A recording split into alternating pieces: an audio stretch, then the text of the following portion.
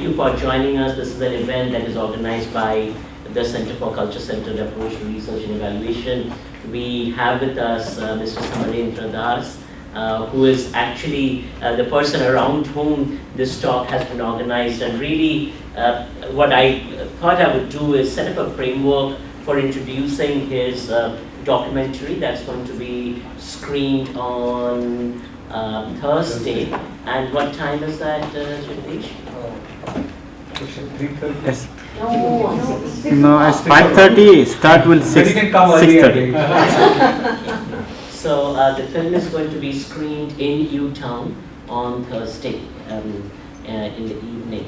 So my talk is titled Interrogating Development, Mining and Corporate Social Responsibility in India. And what I thought through this talk I will do is outline some key arguments about corporate social responsibility, or CSR, and how CSR has come to define the landscape of development, and particularly so through the lens of mining.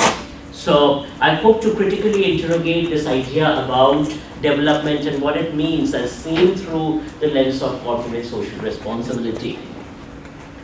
So to begin with, sort of talking about development theory, and particularly looking at development communication theory, you can think about early development communication framed within the logics of modernization, right? So you consider Daniel Lerner, early communication theorist, who thought about development as a linear trajectory from primitiveness to modernity. The passing of traditional society, which is Lerner's classic text, which also happens to form the foundation of communication as a discipline in many ways, is built on this idea that you can use communication to industrialize and modernize.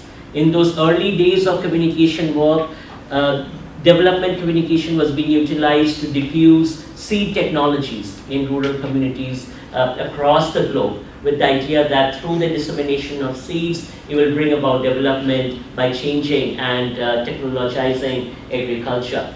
This kind of a framework in modernization theory then sort of picks out this linear movement theories, and you see this playing out in the post-positivist line of research in communication theory, which argues this idea that through communication you can change people's attitudes, beliefs, and behaviors. In a very simplistic sense, the idea behind these modernization theories was that when you bring about new technologies such as the television, technologies such as the radio, they will bring about modernity. So modernity measured as a product of and in correlation with new communication technologies. So development communication as a change agent is situated in that backdrop, with the idea that communication can be a positive force in society in order to bring about change. And this sort of becomes the basis then for later work on diffusion of innovations, which sort of constitutes the bulwark of communication research, particularly in the third world and in the global south, where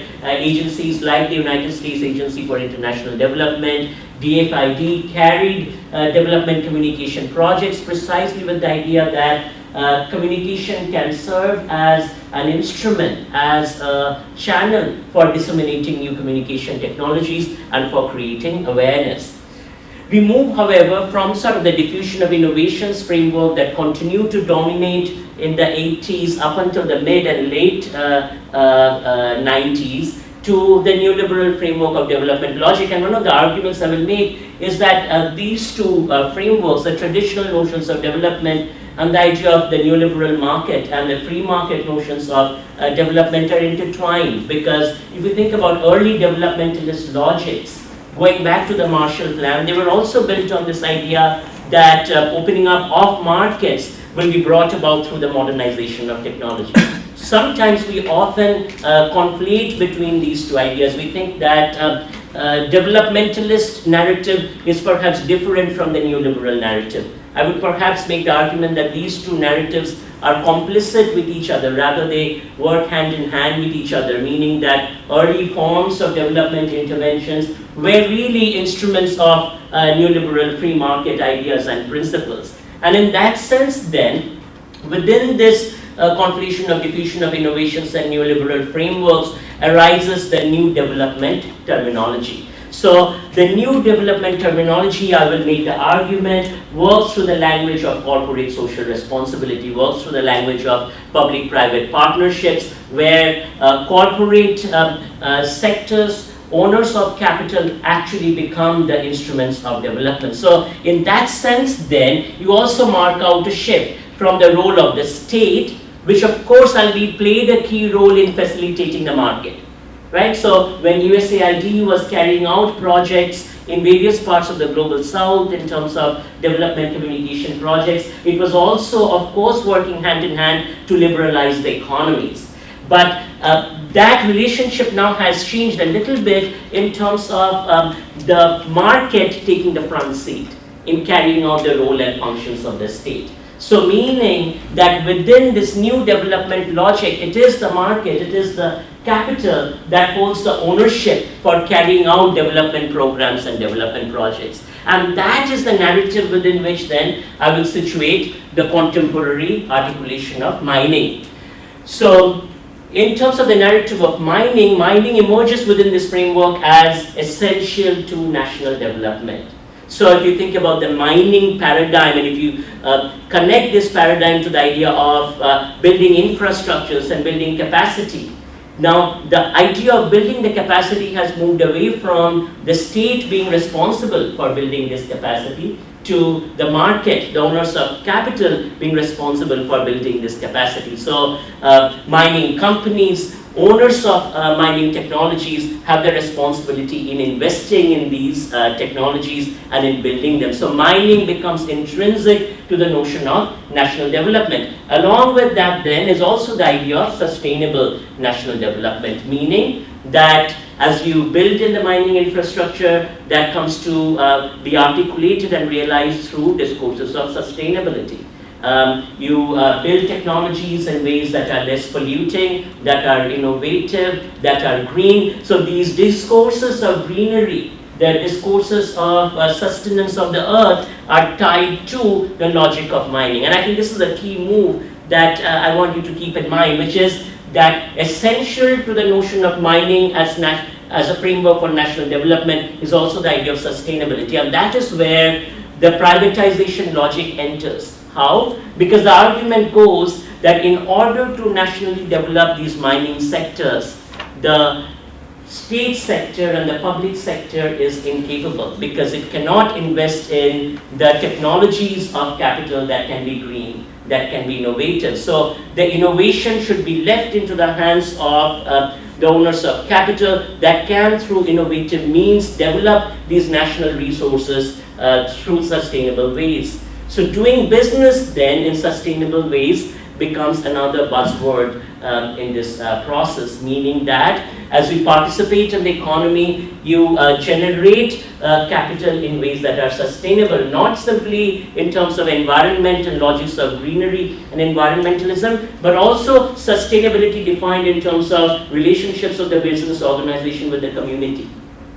So sustainable business organizations are ones that have harmonious relationships with communities. Rather than simply extracting resources from the communities, they pay attention to how they can give back to the community. So this is the logic within which businesses come to emerge within this sustainability narrative. In this sense then, corporate social responsibility becomes the term that holds this picture together, because it is through CSR organizations come to define their relationships with communities and define sustainability as the lens through which that relationship can be carried out.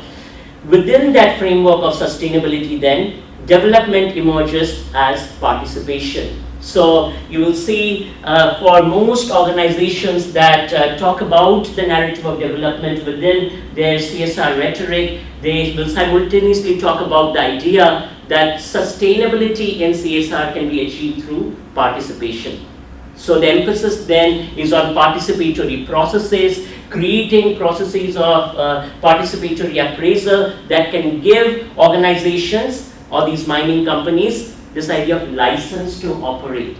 How many of you have heard that term? That is the new buzzword, right? As a mining organization, you need to have license to operate in the communities. And how do you arrive at that license? Through participation. So if you bring your stakeholder groups that you have identified to the table and they have given you the license, then you operate through the basis of a contract. Now what is that license? Who gets to participate in that license making process? Who gives the signature? Who is the authority in participation and in legitimating that participation? I think these are the important kinds of questions that are raised in this development narrative. And ultimately then this works toward a win-win relationship, meaning the state, the owners of capital and civil society all win in this relationship by bringing about national development. So you see, this is the move in new development from a narrative of traditional developmentalism or neoliberal developmentalism in this sense, both of which argue about the tension between the state and the market. And the argument that perhaps emerges from this is that the state and the market are not in opposition with each other. The state and the market can work harmoniously, can work together along with civil society. And in fact, the idea perhaps that gets juxtaposed here is when the state, market and civil society work all together, we can bring about the new development. So within this backdrop, then I will use the Vedanta development story, which is what Samarendra will be talking about in much of his work, particularly in terms of the resistance work that is going on. I will sort of frame this in terms of looking at the Vedanta development story from the narrative of the company, Vedanta. Now, Vedanta is a multinational mining giant that was incorporated in 2003, right, Samarendra? And since 2003, it has emerged in a large way within the Indian narrative of development. One might say that it perhaps is the major player in the mining story within the context and backdrop of India. The owner of Vedanta, Anil Agarwal, is the top 10 richest British men, right? Yeah. Top 10 billionaires in Britain. And his size of the company also puts the company as one of the largest mining companies within the context of India. So you think 2003 and now we are looking at 2011. So this is a very short movement. In terms of growth and also in terms of taking up the discursive space within the narrative of development in India. Now, Samarendra will talk about the resistance in the communities to the mining operations that are being forged by Vedanta. What I will look at is what are the kinds of narratives and pictures that Vedanta cultivates. What is this new development story as told by Vedanta? So, for Vedanta, corporate social responsibility, the organization Vedanta taking up responsibility for participating in responsible business is the instrument of development. And how then is development forged about? Through mining. So this is an important link. You see, the idea of CSR here is not that you carry out CSR and then you give to the development sector as part of your CSR. But here the idea that is formulated, and this is a powerful idea, is that your very product and the commodity, the material or the materiality that you participate with, that you exchange with, is the instrument of development. So in that sense, your business entity, your business presence, your business transaction is itself development. So in that kind of a construction, then corporate social responsibility can be thought about broadly as the existence of the corporate as a function of social responsibility, as an enabler of social responsibility toward development. So Vedanta then articulates its logics in terms of creating a new India. Vedanta envisions itself as a mining giant that has a responsibility toward creating a new India. Part of creating this new India is investing in, for instance, the promise of one of the largest universities in the world that would be comparable to Harvard and MIT, putting in how many $billion? $1 billion. $1 billion. And he says that this can happen in a very short span of time. Of course, Samarendra will tell you there is no $1 billion to be seen. When you actually follow the money trail, there is simply talk about that. But part of this then is through energizing of education, energizing of the infrastructure, and really contributing to building of the infrastructure of the new nation. So Vedanta creates a new India through mining. So if you sort of unpack this logic, there are sort of 5 key elements that emerge in the Vedanta documents. These are through my analysis of annual reports of Vedanta and the sustainability indicator reports that the organization publishes.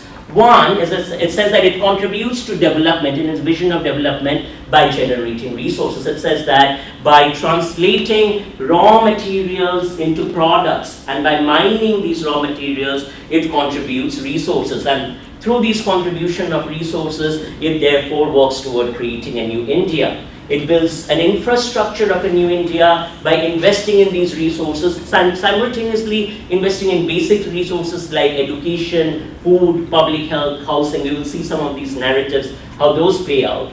As it generates resources and creates infrastructures, it goes about empowering communities. And how does it do so? It does so through participation.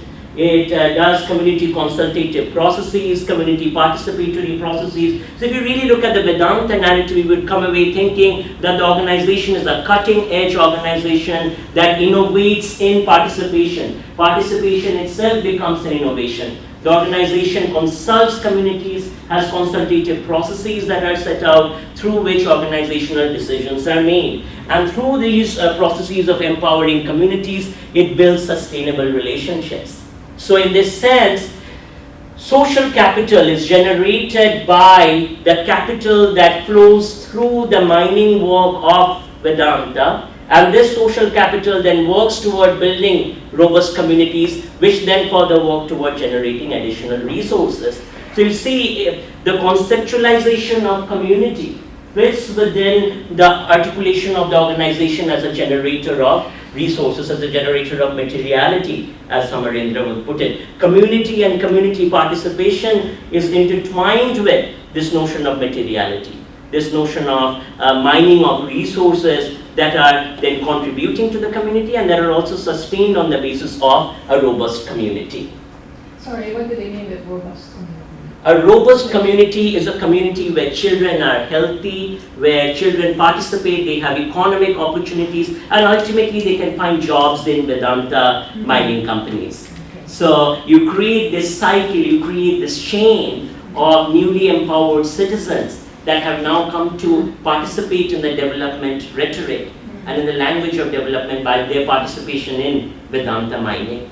So this is a great point indeed, because then this becomes sort of the Vedanta campaign, which is development as happiness, right? So this is the new form of development as Vedanta envisions. It is development as happiness. It works toward creating a happy India. Launched in April 2012, Vedanta Khushi, Khushi is the term for happiness, is a social media campaign and forum created to promote awareness of issues pertaining to underprivileged children with a focus on their nutrition, education, health, and overall development. The campaign uses a blog to actively engage youth. So it says that its corporate social responsibility in that sense is carried out through its Facebook and social media sites, through which it actually participates in cultivating a youth, in cultivating engagement among the youth, and in teaching them citizenship. So the citizenship that is taught to the next generation of Indians is taught within this logic of development as happiness. So creating happiness, the title of the campaign, is an integrated campaign that has at its core the vision of contributing to building sustainable communities, teaching youth how to participate in creating sustainable communities, and in integrating sustainability as a core part of the business. So again, it connects the business to the community. The business, by integrating sustainability, also teaches community members in how to contribute to building sustainable communities. It also performs an educational role. The authorities insist that this is not a mere CSR initiative, that rather it is a means of telling people what the Vedanta group has done for the community in the past. Now this becomes really interesting because this is framed within the language of engagement and participation. But it also gives away what the nature of participation is. What is the nature of participation as it is articulated here? Its job is to tell people what the Vedanta group has done for the community in the past. That doesn't look a whole lot like participation. That looks like dissemination or diffusion of information. Seljam Rajsekar, Director of Communications and Brand for Vedanta Group, says, we have several compelling stories to tell about the work that is being done in the areas of community and sustainability. This work is bringing about change and empowering our society. Our aim is thus to tell the world the Vedanta story. And this really gives a way, so participation becomes an avenue for storytelling. And this is something that you will see in most CSR campaigns today, as large corporates are trying to figure out how to engage with social media and forms of participation in social media. The rhetoric that has arisen out of this narrative is one of storytelling. So we'll hear the buzzword digital storytelling. Organizations are interested in how to tell their stories digitally. And for Vedanta, this story can be told digitally through the framework of participation. So, how are these participatory stories created? This is powerful. So what Vedanta does is, for the youth in these film institutes and communication and journalism institutes in India, it creates a competition among the youth. It puts them in groups of 3 and tells them that you can go to one of the 150 Vedanta villages that Vedanta has adopted, and you can use participatory technologies like photo voice and video voice and participatory cameras and work with the people to tell the Vedanta story and what really happiness means for these people. Now, of course, you also have a film director that is put in place to train these students, and one of the radical film directors of India, Shyam Benegal, is part of this training institute. So you see how the language of radicalism, things like photo voice, video voice, participatory camera, all become part of the development logic of Vedanta and its neoliberal expansion. So I think this is a very powerful point, which also highlights this idea that you cannot look at a technology or a means as participatory in and of itself without looking at what the broader agendas are. So then what Shyam Benegal does is that he goes in, and he's known for making films on poverty and the plight of the poor in the 70s. He was sort of the leader of avant-garde alternative and parallel cinema. And he becomes sort of the instrument for training these college children that go into these villages and capture these stories to articulate what Vedanta has done. So a large part of the campaign is a first of its kind competition for India's young filmmakers. So part of this is also investing in the communication art and alternative and parallel art infrastructure. And I think this is a very powerful point to note, which is sort of the logic of development as it emerges in a new aesthetic. So what is that new aesthetic? The aesthetic as it constituted in the materiality of mining as a narrative of development. Each film was made by a group of 3 students across the various states, going to 550 villages and focusing on issues such as women's issues and issues of the girl child. Spoken in a cinematic language, and through which then the participants get to narrate and tell their story. So one of the points that is made here is that these stories are not Vedanta stories. This is not CSR for Vedanta. This is not the PR of Vedanta. These are stories as told by the people in the communities and as told by the youth that are working with these videos. So that is the discursive move that is made here. So Rajsekhar explains, with the film competition, we opened up all our projects and locations to budding independent filmmakers. So there is also this notion of porosity and transparency and movement with communities, so that you have to open up your organizational boundaries so that communities can come in and co-participate with you.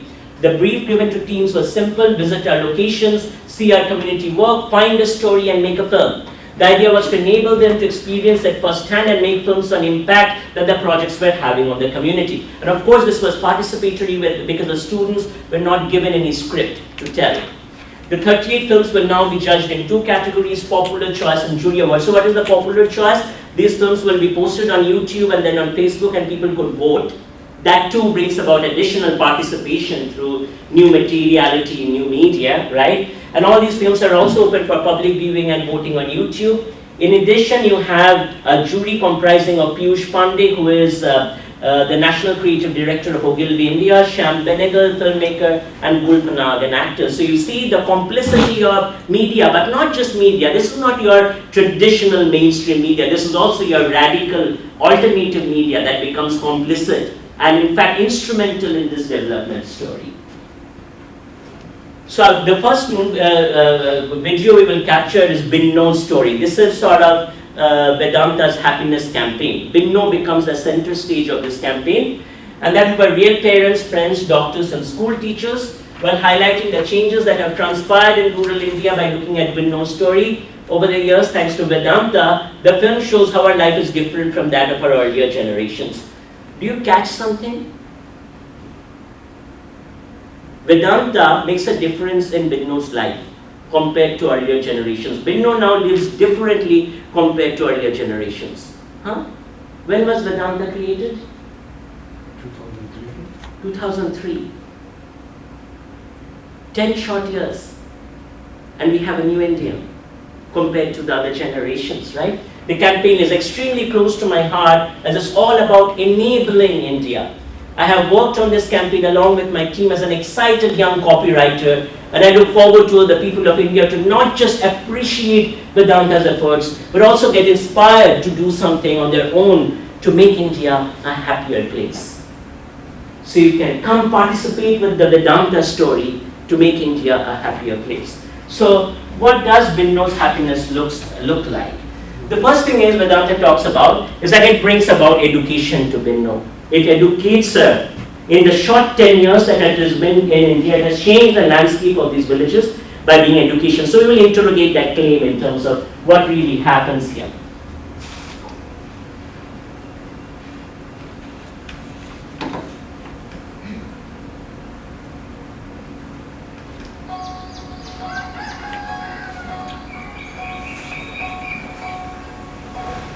ये है इस छोटे से गांव की छोटी सी Binnu.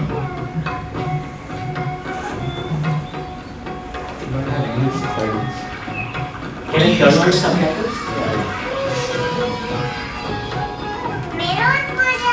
JT can come here. इसके माँ बाप ने शायद अपने बचपन में स्कूल देखा भी ना।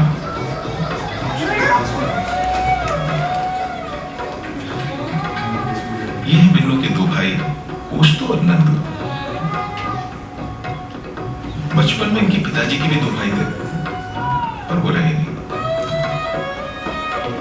ये है कोष्टो का छोटा सा खिलौना। इसके पिताजी के पास न तो एक खिलौना था और न ही बिजली। बिन्नो के पास एक प्यारी सी मुस्कान है।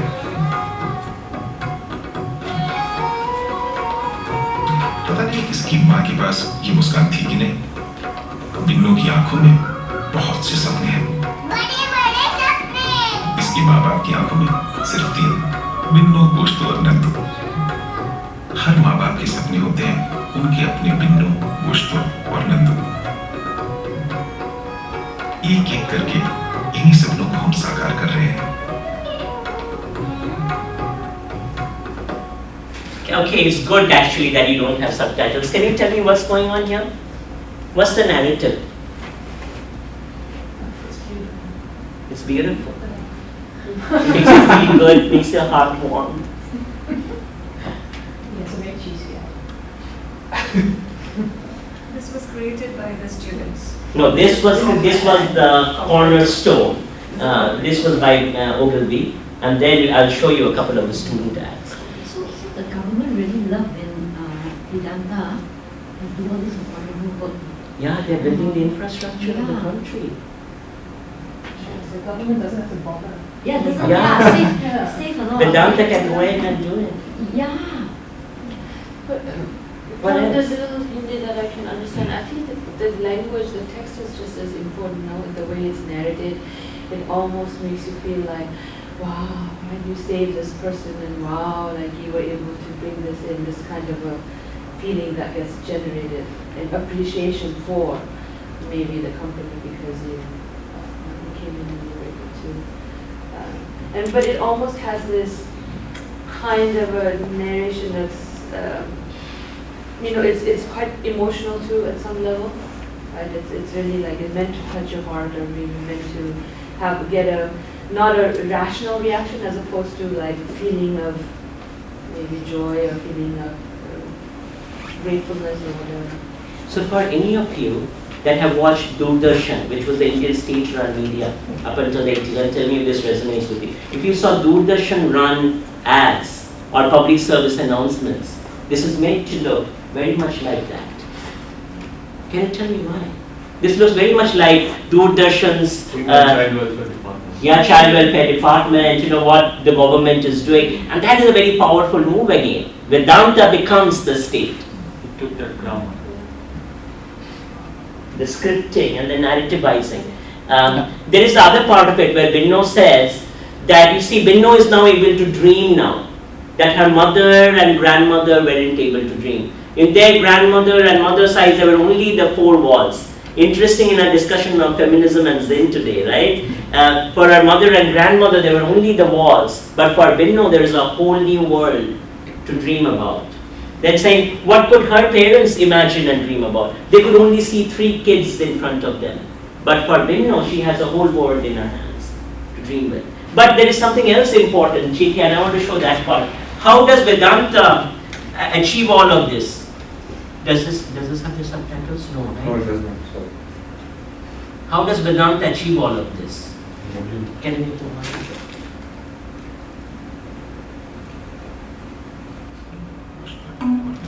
Okay, this is the part that is important. So,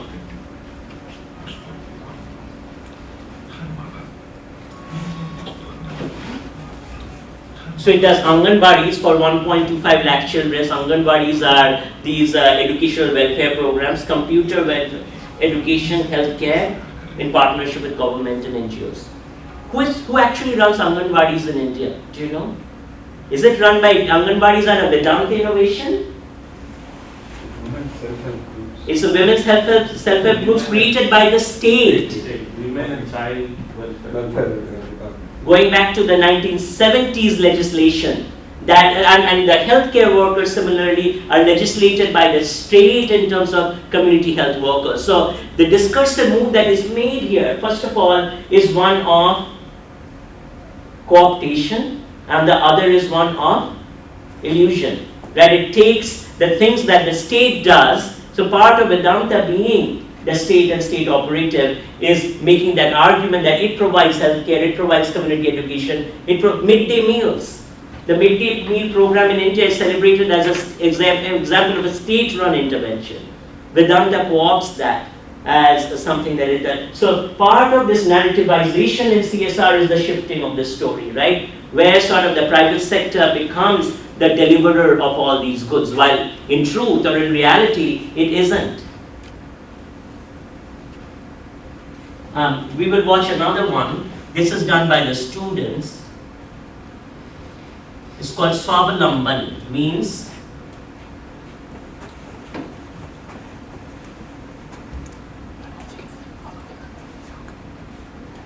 now these are the ones that are created, the short films created by the students.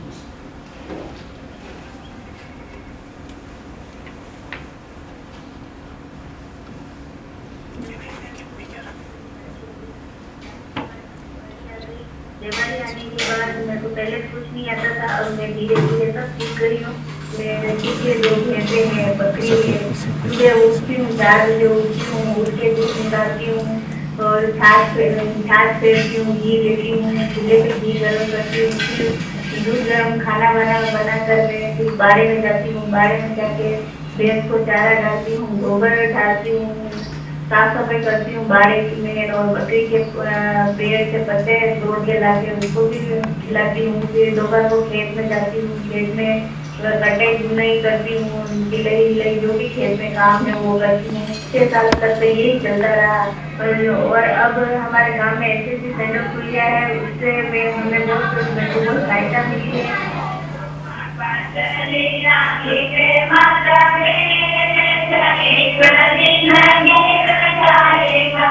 हम 20-20 होते हैं, समूह बनाया उसको उनमें से 100 रुपये हर और 100 रुपये इकट्ठा करके समूह में जमा कराती है। 3, 4, 5 मैंने लोन लिया है, उस लोन से मैंने ये मशीन खरीदी है और वहीं हम पहले हमको वहाँ सिलाई सिखाने से हमने ये सलवार सूट सिखाया। मैं हम राजपूत हैं तो राजपूती ड्रेस भी सिखाई हमको, जो हम खुद भी सिल के पहनते हैं और दूसरों को भी सिल के पहनाते हैं। इससे मेरी भी आमदनी बढ़ी है।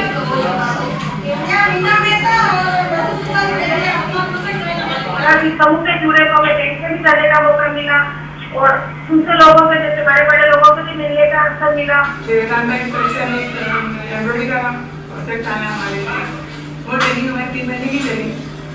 उस वो ट्रेनिंग में हमें 50 से 55 तरीके की अलग अलग डिजाइनें सिखाई गई थी, वो हमने पूरी तरह से सीखी और हमारी सफाई भी अच्छी थी, मन लगा के काम किया उसके अंदर हम लोगों ने। तो इससे क्या है कि हमें बाहर से जो आवरण संस्था है उससे जोड़ा गया और वो जो कपड़ा बाहर शॉप से आता है वो कपड़ा हमारे यहाँ पे वो लोग लेके आते हैं, हमें नहीं जाने की जरूरत नहीं है, वो कपड़ा हमारे यहाँ आता है और हम लोग कसीदा निकालते हैं, काम करते हैं। तो आप साड़ी पे है या सूट पे है, तो विभिन्न कवर है, टेबल कवर है, इससे भी करते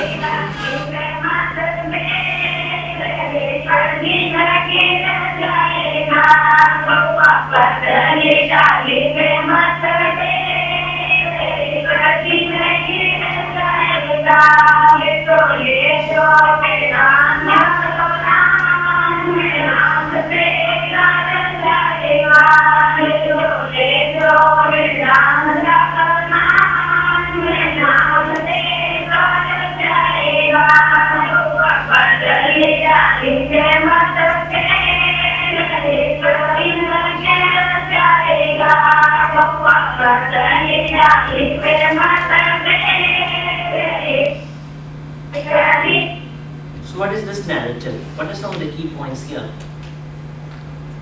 Entrepreneurialism, individual.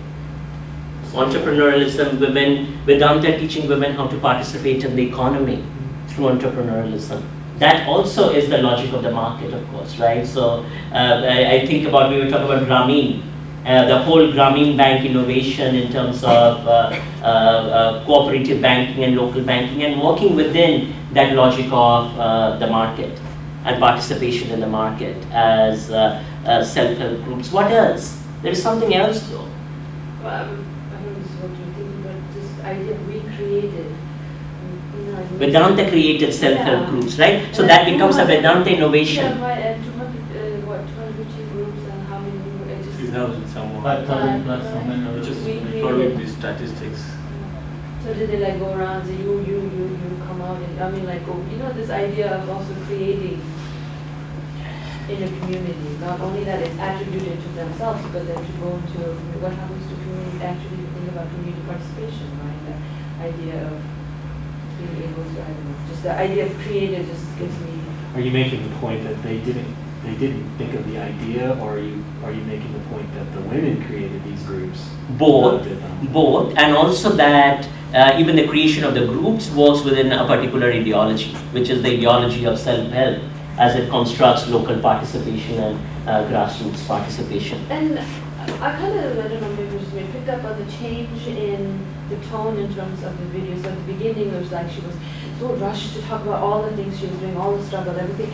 This fast pace, like, oh my God, and then all of a sudden, and then they were happy, right? I have to slow down, life is so, and I have control, kind of, in terms of the language, right? The tone, it just gives you this sense like, oh, now life is settled, and she's okay, and she has control. Before it was like, Is there language Hindi? Look like it's a Marwari. But yeah. Marwari, Rajasthan.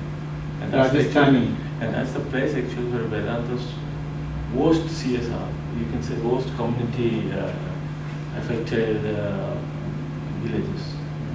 Because they have plundered this whole area with zinc and silver and zinc mining and all those mining related. Yeah, And the Anganwadi is there, actually the ones who are leading the Anganwadi protest in India.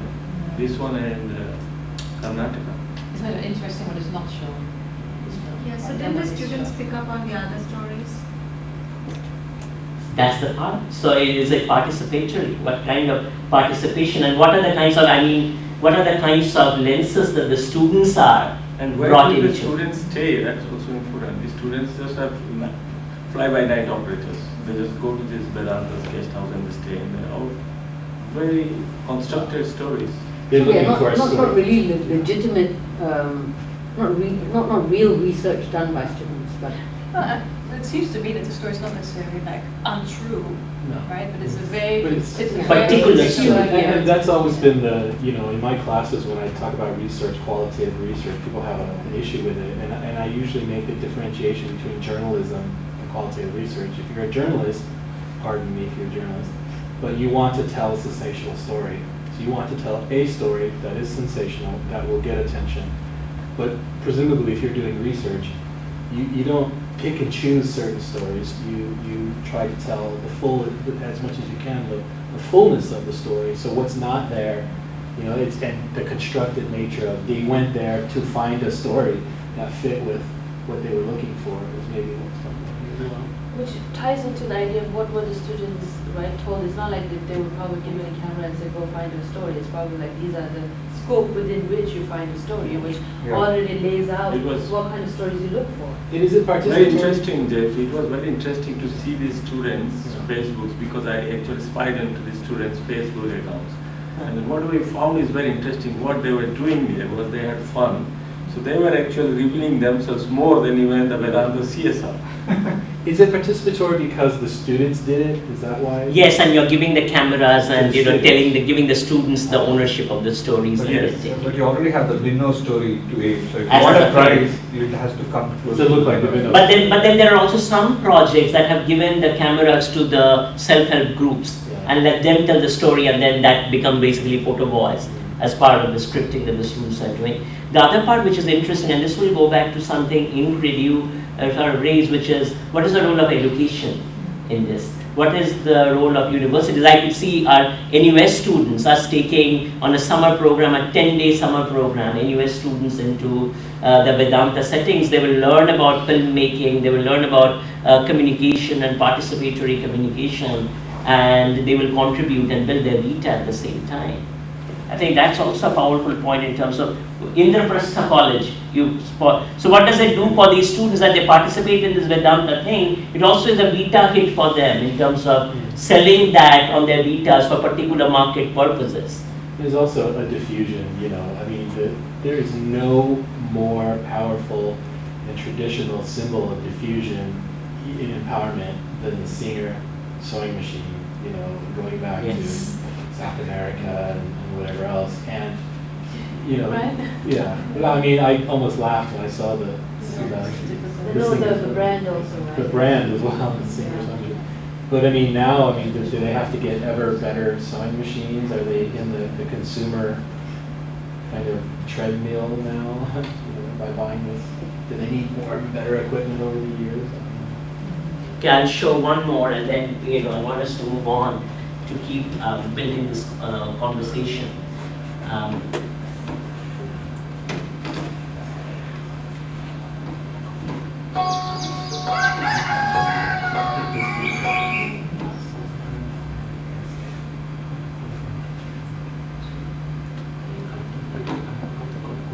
Can I ask you, some of the numbers that you mentioned, with healthcare and education, does some of the money actually come from Vedanta?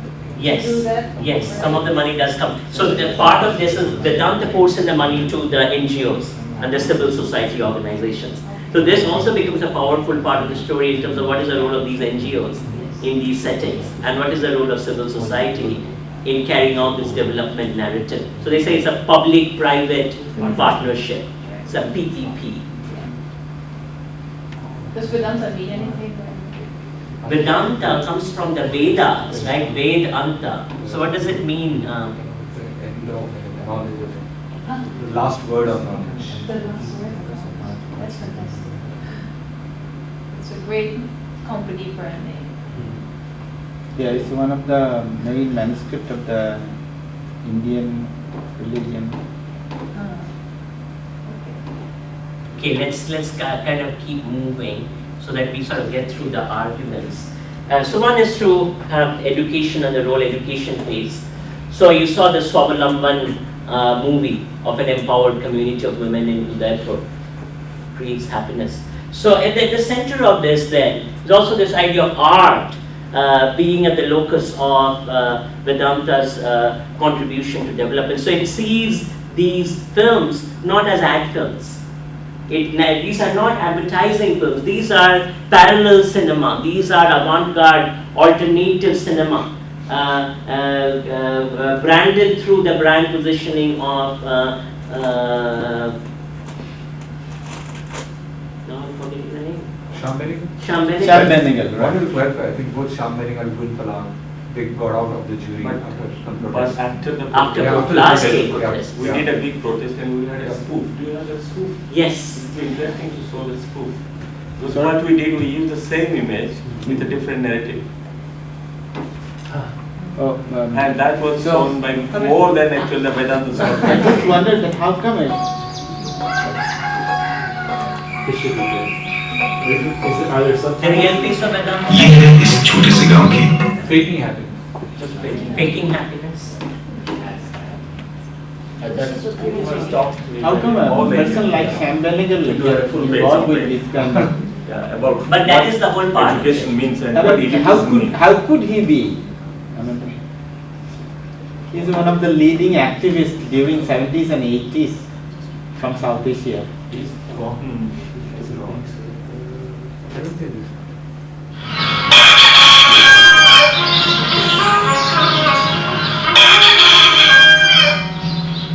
ये है भारत के कई आदिवासी गांवों की अनगिनत लाचार संतानें। ये बिन्नो भी हो सकती है और सुतली भी, गोश्तो या नंदू भी और शुक्रा भी।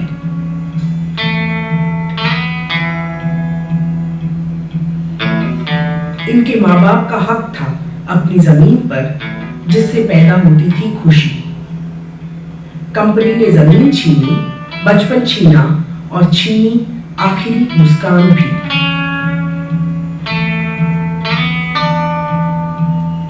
इनके माँ बाप ने इन्हीं जंगलों की थी रक्षा पीढ़ी दर पीढ़ी।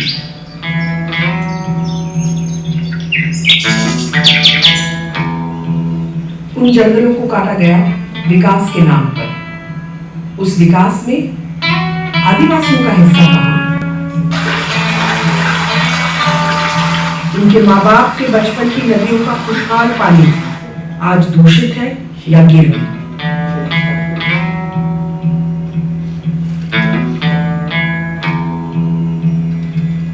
इनके माँ बाप के पास बचपन से ही था स्वस्थ शरीर, स्वाभिमान और सपने साकार करने की हिम्मत। बिन्नू या सुतली,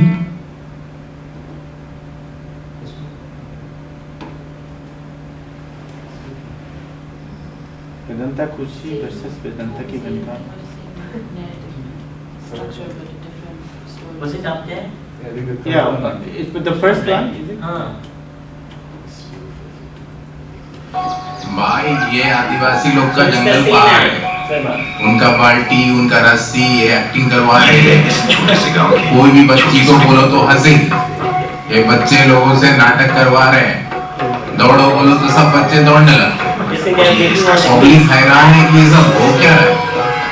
इन सब का गांव वालों का जमीन धोखे से ब्रिटेन का कंपनी वेदांता ने लिया है और झूठ का नाटक करके सबको बंदर बना रहे। ये सब भाड़े की पब्लिक है, सब झूठ है। बेचारे लोग को खाने को नहीं है, इधर कंप्यूटर दिखा रहे। सब जंगल पानी छीन के गरीब लोग को मार रहे हैं। गवर्नमेंट में आदिवासी लोग को जबरदस्ती जमीन छीन कर मार रहे। क्योंकि जंगल पहाड़ में हीरा, लोहा, एल्यूमिनियम, कोयला, भंडार भरा है। पब्लिक को चूतिया बनाकर वेदांता इंडिया को चूना लगा रहे। बेचारे लोग बेघर हो गए और ये लोग झूठ मूठ का हैप्पीनेस बकवास कर रहे हैं। हजारों लोगों को गोली मारकर मरवा दिया। ये सब बच्चों का फ्यूचर का अंधेरा कर देगा वेदांता। खेती बाड़ी जमीन जिंदगी नहीं रहेगा तो हैप्पीनेस क्या घटता रहेगा। एडवर्टाइजिंग एजेंसी को पैसा दो तो कोई भी चीज बेच सकते हैं। ये बेशरम लोग उल्टा सीधा दिखा रहे हैं। उधर खून का होली हो रहा है, पब्लिक मर रही है। आदिवासी लोग को मार मार के उनका जमीन जबरदस्ती छीन रहे हैं और इधर बोलता है क्रिएटिंग हैप्पीनेस, साला झूठ है। So you have to translate this. Oh God, that's fantastic. Every time I see it, it's like 1,000 times. And then another one about the. But first translate it for us. Yes. What does it say? it starts with this, that if you give a chocolate to a kid and then you ask them to run, they will run. So this is how they have filmed it. And then if you look at this, all these baltis and all these ropes they are using, they are all people's hired by people, and they have been paid to do this. And very good acting they are doing, because they don't know that this is fun for them as well. Somebody has come to film them, and they are making fool of us. That all these government run programs, they are showing as if they are running it for decades. But there were no Vedanta before this. So how can they make fool for how long? And they were making fool of everything. And it ends with that. And then they just think that they are paying an advertising agency to manufacture. And then they yes. talk about how they pay this. Anybody who is a paymaster who knows all these things will do this for anyone. Yeah, but they don't. That even this in this village, nobody haven't seen any computer in their life, and whatever they are saying is all lie. Yes, it was the last sentence. Yeah. Also, they are all the fake programs. Right, fake.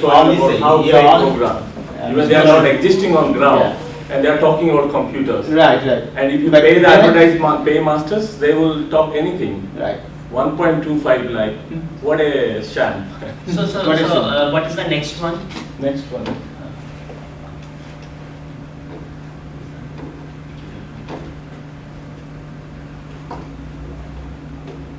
So we did an international everywhere.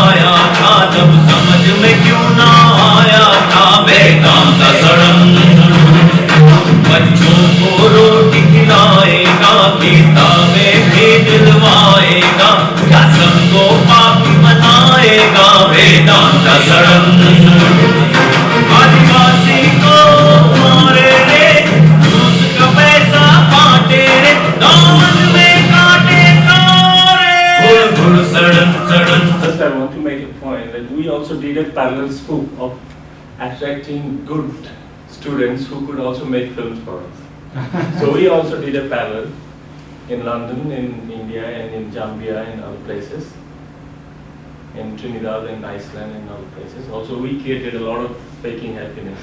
And they were seen by more people than actually Vedanta CSI. It just crashed. Because we also did a petition campaign, e-petition campaign, which was signed by more than 400,000. And now there is another one going on. Please go ahead with more on that and the TV thing. And I will wrap up so that we have a chance to hear your more exciting stuff. So the next argument is the notion of empowerment. So this is the newest avatar of Vedanta's work, which is Our Girls, Our Pride, the Kushi campaign, and that takes women's empowerment specifically as the way to do it. So that is Priyanka Chopra. and she's the brand ambassador to fight the main problems surrounding the girl child in India today: nutrition, education, health, feticide and infanticide. So this happens through, again, the idea of participatory development, getting NGOs to participate in empowering women. So this is the launch, and this is powerful. So I captured this from their Facebook page, and this really brings out what is the confluence in this narrative of development. So that is Anil Agarwal. This was launched on the final day of the referendum when they lost. That's also very interesting. That is very interesting. On August 19th, they launched this program when we were actually having a referendum. And the last referendum, last village, which was actually voting, Vedanta, said no to Vedanta. Say no to Vedanta. And they lost around 404 people participated in this over 2 months. That was the last day, and they knew that they are going to be completely driven out by this. Right. So 234 women voted, and 149 or 169, I think, men voted. All voted no. So they didn't even get one vote, which was their CSR model village according to their website and according to all the YouTube you see. So all those stories about. So they launched it too.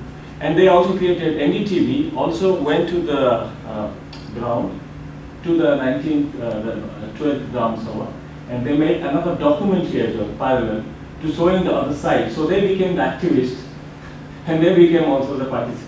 Co-partner, the co-brander. So this is very powerful because with Anil Agarwal, you have Priyanka Chopra here, you have two women's organizations, two largest women's organizations in India, and then you have Pranay Roy. Yes. So, and who is Pranay Roy? He is sort of thought of as, who would be a CNN equivalent in Anderson Cooper, right? Would that be sort of that revolutionize the privatization of Indian television by launching these investigative journalistic shows? So this is also interesting in terms of, so we talked about art, now think about investigative journalism and reporting and mainstream media and how they are complicit in this narrative of development in cultivating a narrative. And it is also here that you can take the Tehelka story, but I think you have another radical news organization doing the Art Fest and the Lit Fest and the Think Fest, right? Think Fest, Lit Fest and Art Fest. Mohan, I think what's so difficult is such a desire to you know, in the US we had this compassionate conservatism a long time ago, but to make compassionate this idea, you know, capitalism, we have such a desire, such a need, all the liberal, you know, sort of Westerners, to do that. And so this is a story that we want to believe, you know, this idea that it can be participatory, that yes, there are some trade-offs, but we can have, you know, we can pay for it, you know, by having education and women's empowerment. And it is so powerful that we ignore and want to look past all of these things, you know. And so that's the space that it's operating in, is this real desire to have a compassionate kind of capitalism. And I think, Jeff, you said something powerful, that appeal is not just an appeal to America or the West. That is also the appeal to the Indian middle class. Yes. This is exactly what the Indian middle class wants. You know, Satyameva Jayate, Amir Khan, you know, this is again a radical actor, right, who takes 12 episodes and each episode is about fighting a social ill in India. And how does he do it? So he takes dowry, female feticide, all these hot button issues. And how does he bring them up? By bringing NGO actors, community participants, but who is sponsoring it? Satyameva Jayate? John Star?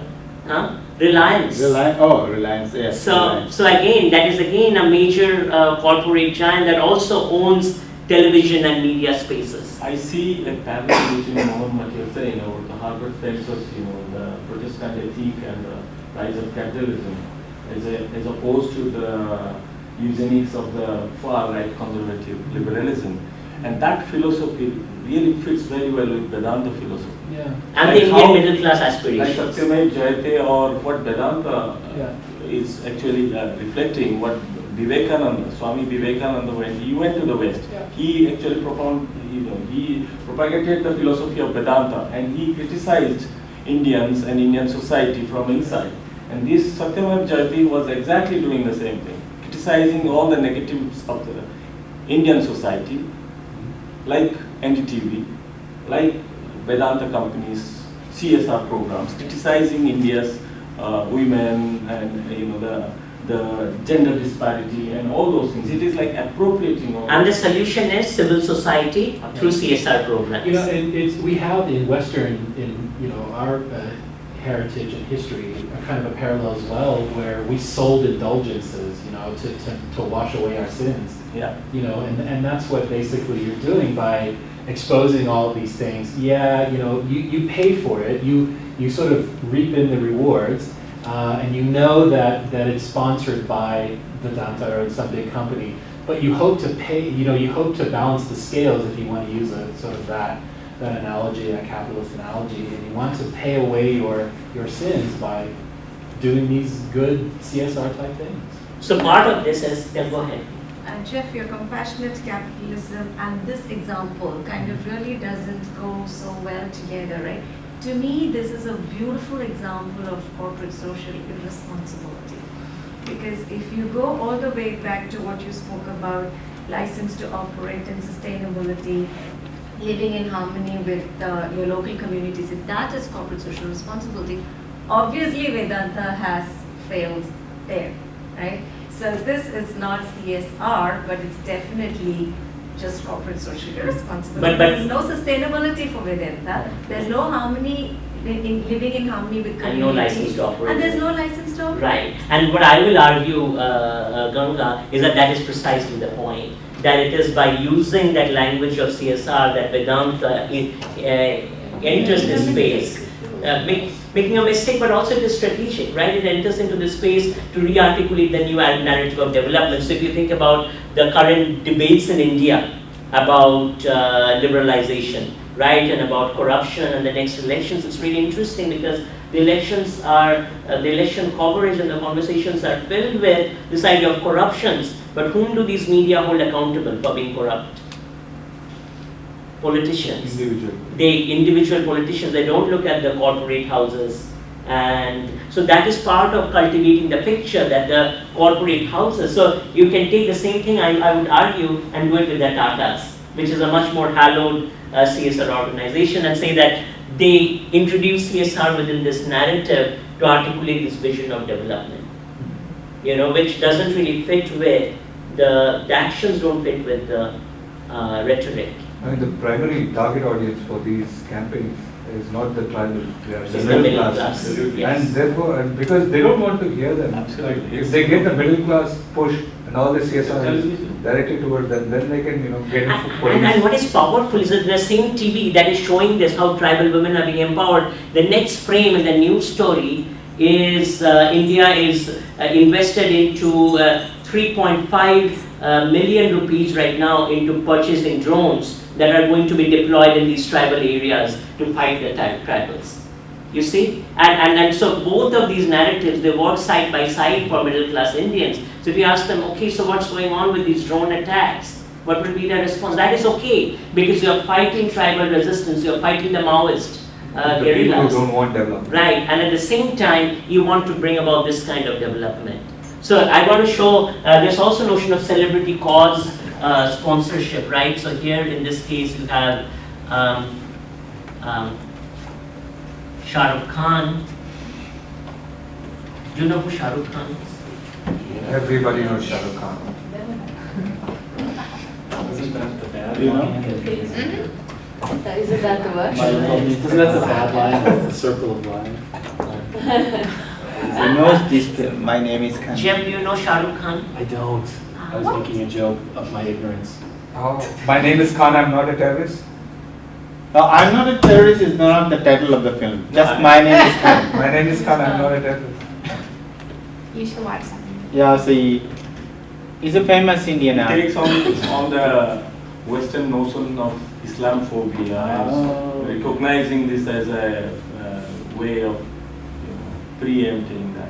I'm not a terrorist. I'm just an Indian. Okay, so let's watch it. I gotta watch it. It was very famous in the Middle East countries. Targeting the Middle Eastern audience. That's the guy. That's not what we're watching. That's not what we're watching. No, that's the guy. Yeah, they're trying to contextualize. I think girl child issues हमारे देश में बहुत सारे हैं. We have lot of negatives and areas which can be improved. And I think it's a wonderful campaign. I think it's a wonderful move by NDTV to be participating in something like this. And I want everyone to come forth and give ideas, not only give ideas, participate in any programs that may happen which will make people aware of the issues of the girl child.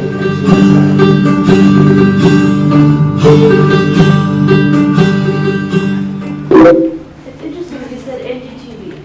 Yes. Yes. That's the one who actually is They are sponsoring, so brand NDTV becomes ambassador is the for face for Vedanta. this.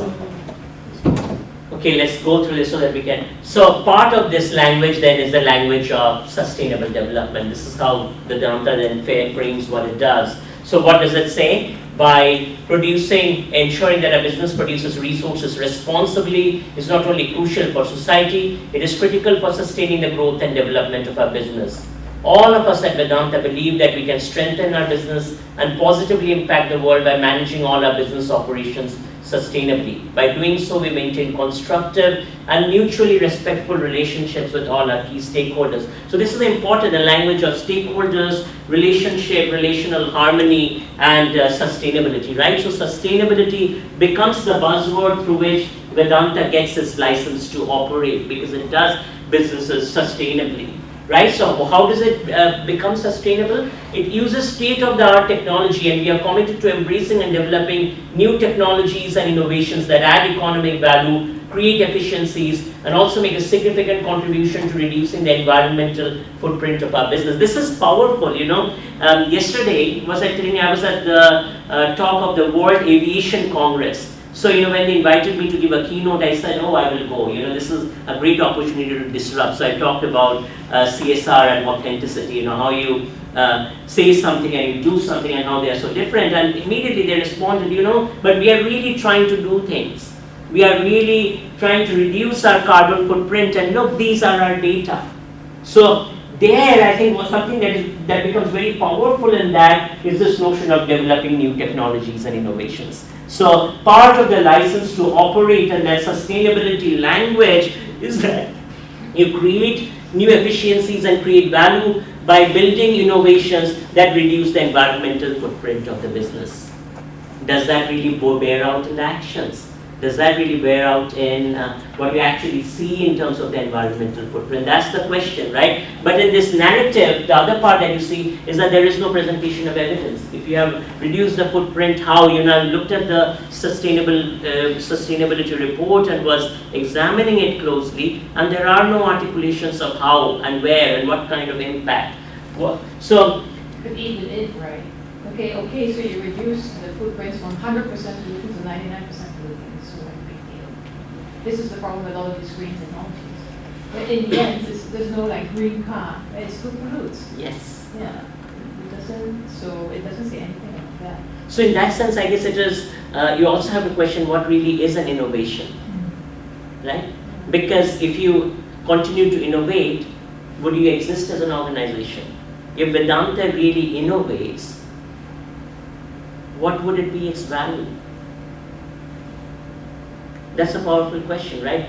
Because if part of the innovating and reducing the environmental footprint is really being committed to the environment, what would that translate into? Let me give you another example. You know, when Coke says we want to prevent obesity, we want to fight obesity, what would you tell Coke? I was asking my undergraduates, what would you tell Coke? Stop producing it. Stop producing it. Right? So Vedanta should actually, if it is committed to sustainability, it should run itself out of business. Go ahead. This is something we have come to over and over again, that it requires Vedanta, or for that matter, not just Vedanta, there are lots of human rights violations, but for that even other socially responsible mining companies. Why are they there? For a reason, right? And then we always come to this saying, oh, we need to reimagine alternative futures. But we never get around to reimagining those futures. Don't we though? I think those futures are being, outside of this development story, I think many of these futures are already being reimagined. Well, that would be an answer. I think that is an answer. If you look at all the various forms of grassroots cooperatives, grassroots forms of organizing that are existing out of this, outside of this sphere. I think But I think that's a powerful point. Arundhati Roy, in her one of her work, where she working with the Maoists, says that, can we keep all the minerals in the mountains? Can we call that development? Bauxites in the ground. Yeah, but that's actually from oil in the soil. Yeah. There's a campaign going on in Nigeria, we call that, let the oil be under the soil, because the soil is polluting and it's devastating the organic community. So also bauxite in the ground, let the bauxite be in the mountain. Mm-hmm. That's how it ends. Or is saying that what we're working on. That's reimagining. So part of sustainable engagement then is this picture, right? Happy farmers surrounded by greenery, farming and contributing, and Vedanta contributes to this. Now think about the business operations. What does Vedanta do? And I think again that is very interesting. Vedanta builds mines, right, and then it builds distilleries to process the raw materials. So if Vedanta were to go into this community and build a mine, what would this picture look like this? Would it look green? And I think that is the power of visual rhetoric. So when we think sustainability, we look at these green images, happy farmers, oh, Vedanta is sustainable. But if you really interrogate what's inside that storytelling, does this visual rhetoric go with the actual practices of Vedanta and what it does? And I think that kind of critical interrogation is really important and needed. So important doing business through stakeholder engagement, and this again gives away. See, an important part of the Vedanta sustainability framework is the group social policy, which is supporting technical standards, which provide structure to the way we manage a stakeholder engagement. These standards require all operations to identify stakeholders, determine engagement plans, including recording and responding to stakeholder inquiries and grievances.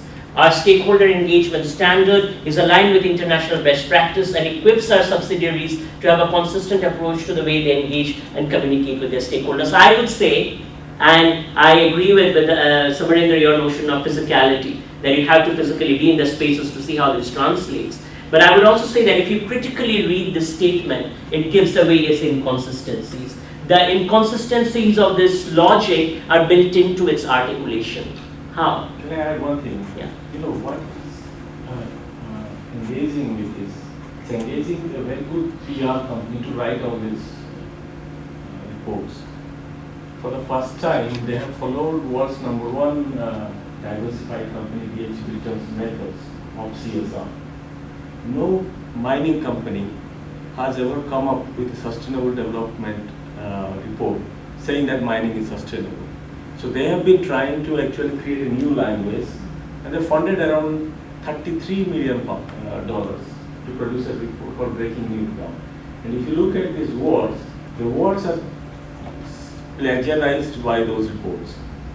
We have been analyzing the semantics of this language and the chronemics and the proxemics of how they are actually arranging the time and the space and where they are doing it. Because no company has ever started SDR. So they are hiring the experts. The one who is writing this, you know who he is. He was actually with the Shell company. So they are hiring the best experts on CSR writing. And what I'm saying, Samarendra, is that even if they are doing that, their faulty logic, if you analyze this, their faulty logic becomes evident. Because what is sustainability and what is engagement? It is about identifying stakeholders. Why would you want to identify stakeholders? Question one. If you think about basic principles of management, right? Why would you want to identify stakeholders? What do you want to do when you identify stakeholders? So you build them a sustainable environment. So that you can, through your product, through whatever it is that you are delivering, A. B, determine engagement plans, including recording and responding to stakeholder inquiries. Why do you record and respond? That's very important, because that's what actually BHP Billiton has on record has said when it came to Orissa and it failed the project. So it hired Oxfam. So one of the world's best known brand, Oxfam and BHP Billiton, they started to implement a community corporate leadership project in Orissa, where they were driven out by the community. So they said engaging creates, I'm quoting, engaging creates enormous amount of data for surveillance. So there is a surveillance function where you are recording and then responding strategically. So when I teach my PR students, this will be what? You're gathering the surveillance data to strategically respond. Yeah. So is that participation? What kind of participation is that? Within what kind of framework? Whose purposes does it serve? Let's go a little bit further. So the key stakeholders are communities. How do they define communities? Vital to the business's license to operate. What are governments in their definition? Governments provide a regulatory framework, taxation, licensing, infrastructure, economic playing field for growth in which the business exists. Partner in infrastructure development projects. This goes back to the development narrative, right? So the government is a partner in infrastructure development. And who is civil society? They provide a critical eye to the business's operation, provide technical support to the learning and development of the business. This is, I think, very telling. What are NGOs here for? You know, I say this and please don't quote me. NGOs are all bastards. and I think part of that is that I'm going to quote you. You know, they are completely participants in this form of exploitation and in this kind of erasure. They are the co-partners by co-opting that language of creating change, building change in communities. So you know what is very interesting, that all the mining companies have got a name for the stakeholder participation exercise. They're called building partnerships for development. The only thing NGOs have added is that building partnerships for social development. So BPD has become BPSG for the NGOs and BPD is for the corporates. So they provide a critical eye to the business operation. What does that mean? That NGOs are the ones that are doing the groundwork in the field in terms of gathering the data, collecting the information, doing the surveillance function, and then being the wing for the organization in the community, hidden often in the form of doing social good. What were you going to say? Is this a language that they're using that comes from some text? This comes from their texts. That's what I'm saying. So their texts give away if you closely read their text. And then they say they provide technical support to the learning and development of the business. What does that mean? NGO is another wing of the business. They're providing them with technical support and infrastructure to build the business and do better. You know, I will give my cynical view. When I was growing up as a child, I would see the people that would run the NGOs, every family that ran an NGO, they would have a car, a socialite woman that would be going to all these settings and hobnobbing with people in the family, and then they would have access to tons of resources. And I always wondered, what are they here for? What is their purpose? What function do they serve? And I think that's a very powerful question when you think about NGOs and the idea of NGOs being altruistic, because that becomes the facade under which organizations like Vedanta get to articulate their worldview. So stakeholder engagement becomes a way for their operations to run stakeholder identification and analysis processes. And I will just go to the end. Using the information gathered, our operations can then determine with the stakeholders themselves the level of communication and consultation that is appropriate. So one of the things I did is I looked from their documents about what does a stakeholder engagement meeting look like. So who do you think sits at those stakeholder meetings? Supposedly these are taking place in communities. And these are the kinds of images they will put up in the report. It's people like you and me. Not village elders, but I guess in the Lanjigarh mining story, then they will put up the village elders. But in the CSR sustainability report, they will put up the images of people like you and me who are sitting around the table to have this conversation.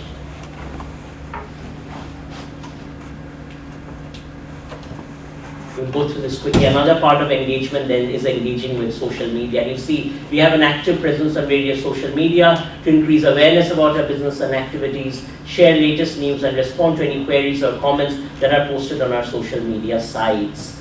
Vedanta has been ranked #1 among all FTSE 100 companies on use of YouTube to engage with stakeholders. So this is the idea of engagement, right? If you have YouTube and get participation on YouTube. This is the other part. So when they say, how do you respond to stakeholder engagement? Vedanta responds to stakeholder engagement by saying that we respond to stakeholders at the group, business, and operational levels as appropriate. Our subsidiary companies and operation teams on the ground are well placed to understand the needs of their stakeholders as they are in continuous and active engagement with them.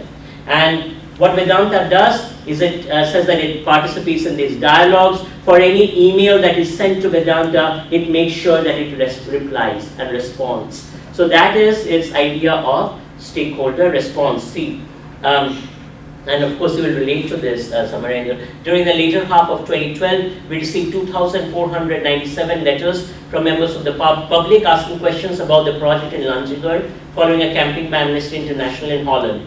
Individual replies were sent to 1,478 people where there was a readable correspondence address. Each response contained a copy of the report, the Lanjigarh Development Story Vedanta Perspective. So that is dialogue.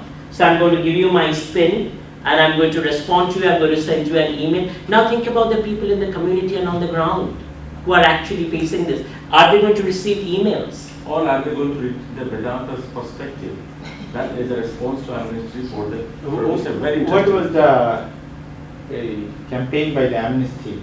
Amnesty did 3 reports, and as a result, Vedanta responded that we hear you, we bring you to the round table. They had discussions with the company. Amnesty executives visited them, and then they had got all the answers which they were asking for. And then the company came out with a report saying that these are the things Amnesty is actually obfuscating and lying, and these are not facts that match the realities. And it was a very interesting calculated report, which this year AGM I have asked. But last year I have asked a question about Vedanta's perspective.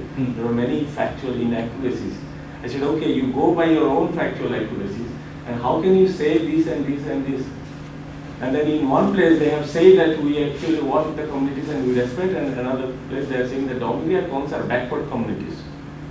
They are uneducated. So all those subjects they have used, I said, how can you write those adjectives which are actually racist by nature? Then they apologized me. Anil Agarwal said that I'm sorry if I hurt your sentiments, we will take it out next year, this year. So 1 year after, they didn't even delete any of those. I said, you don't bother about what you write. You have not even deleted from that website, and you have come up with more racist remarks about Dongriya Khons because you have lost the mountain.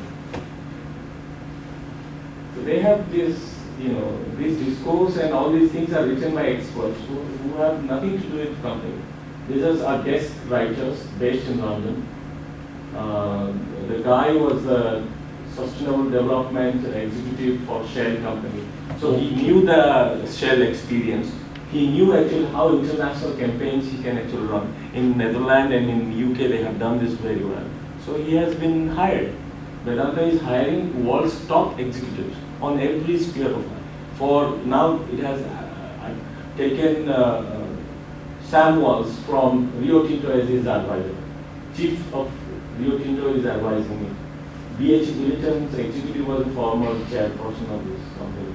So you see, world's top 3 companies, all the ex-executives are being hired by Vedanta.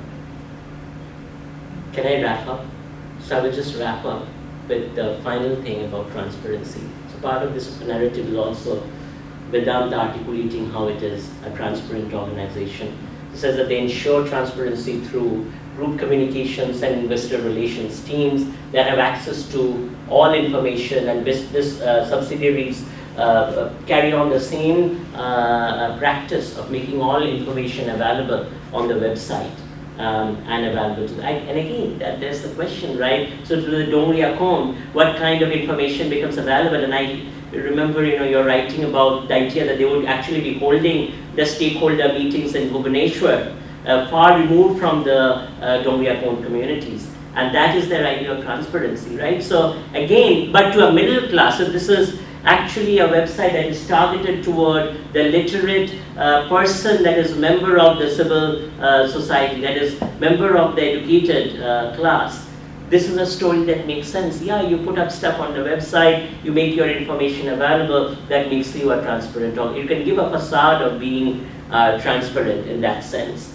So ultimately then wrapping up this story, and I want to sort of go back and sort of end here, which is this idea of development being the nexus of generating resources, creating infrastructures, empowering communities, building sustainable and robust relationships. And at the heart of this is the relationship between the state, between the mining company, and between civil society or NGO organizations.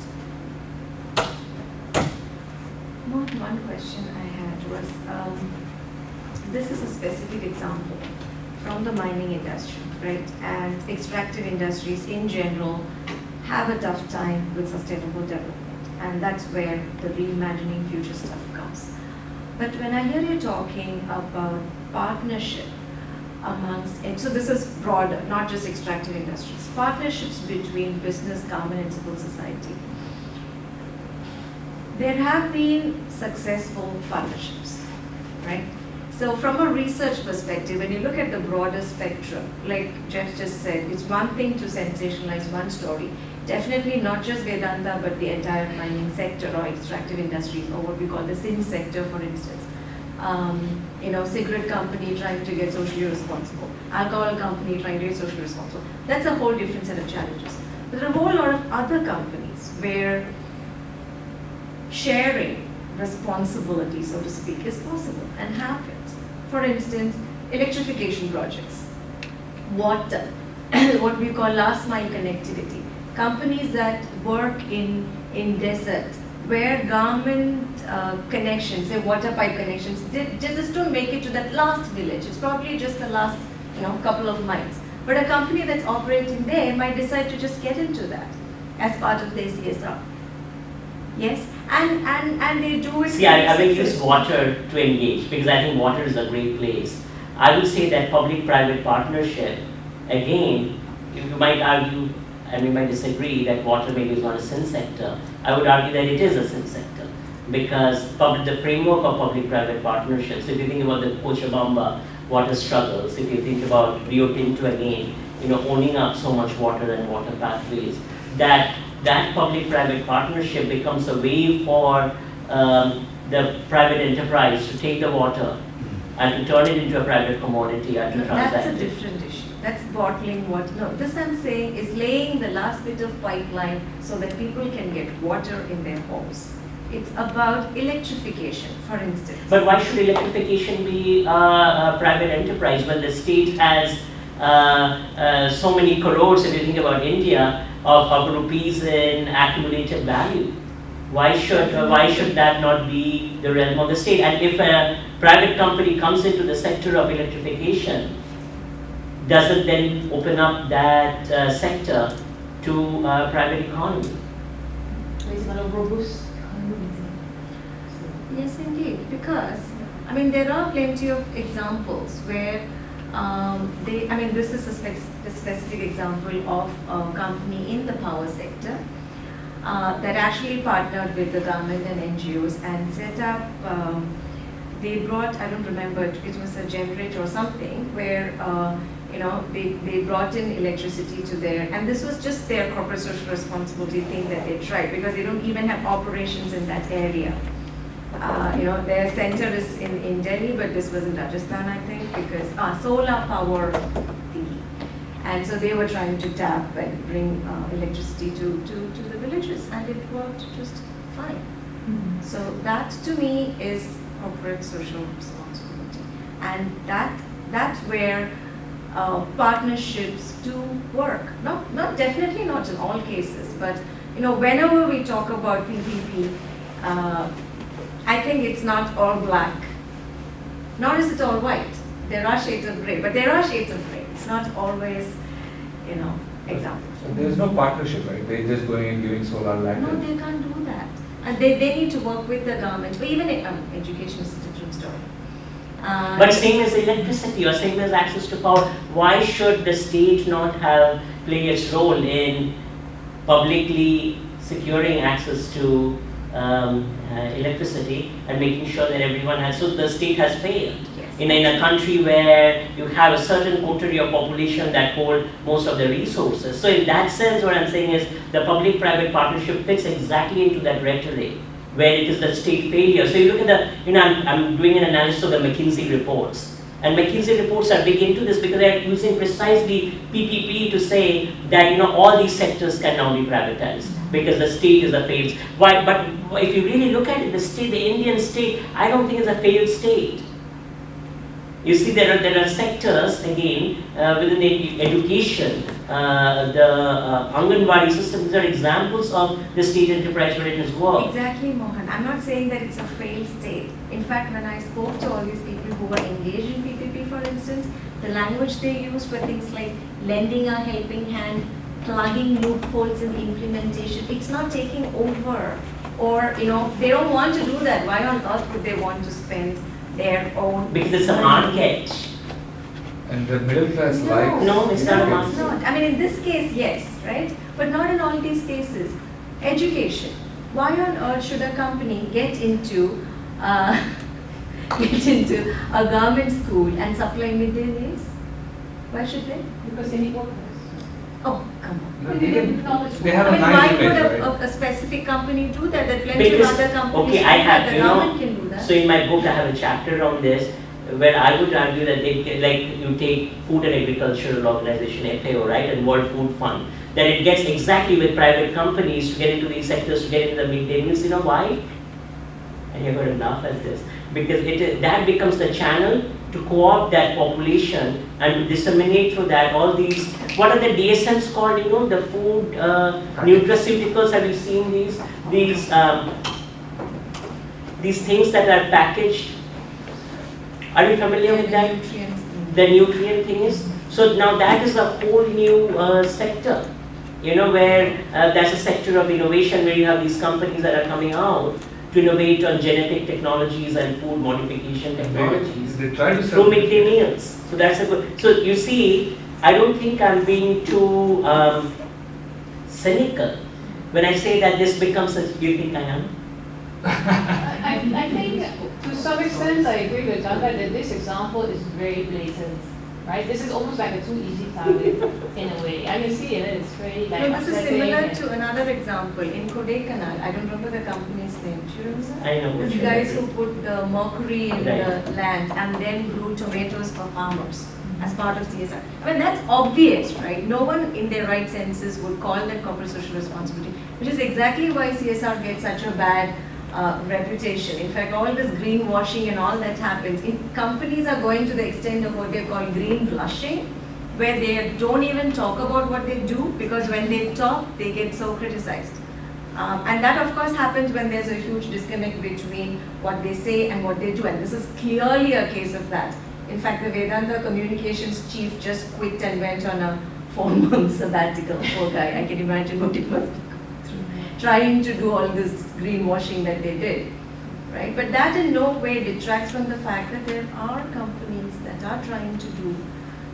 But what I think that actually maybe some of the companies that seem actually quite altruistic in some way they do would make a more interesting object of criticism. Like for instance, this I can see some interesting starting point. But I think I agree that Tata's. that So Tata's is and this is a great example, because Tata's, you look at in Singapore, and we published about that. When you look at what they did in Singapore, they were supporting the state in displacing people and carrying out worse forms of violence on people, but that doesn't fit with the image of the Tatas in what they have done with Jamshedpur and what they have done with their country. But that would make for more interesting examples then. There isn't a good company. We can argue for I agree with Mohan. Because I mean, corporate social responsibility must always be irresponsible because it always operates within the capitalistic framework. Like, this is the end game. This is the bottom line. I could be the cynical one as well. As the corporate social responsibility would always entail some kind of irresponsibility. And this is the back. Yeah. Of course. Of course. Okay. We do. You know who is one of the largest shareholders in Vedanta? Do some research. You can give Number answer, two. I'm not going to say. No, cannot be Singapore company. Check into it. Check into it. It just might be. I am very surprised that the companies become more and more harsh with their employees, not allowing them to go to strike, but they are doing more and more outside. I am very skeptical about that. No strikes, no unions, so no responsibility to their employees, no health insurance policies, having part-time workers more than full-time workers, but they're doing all these kind of outside activities. And that's a very powerful place because PPP, one place where it is entering is through schools. And you have no way of monitoring what they are doing in schools. They're going about changing curriculums, hiring and firing teachers, determining what is and what is not taught. I mean, in the US, you see the charter schools and the experimentation with the privatization of the public schools is a great example of that, right? And then with Howard Zinn, if you want to ban it, some owner of the private school comes and says, oh, I don't want these kinds of reading. These are the things that you're going to read. You're going to read Ayn Rand,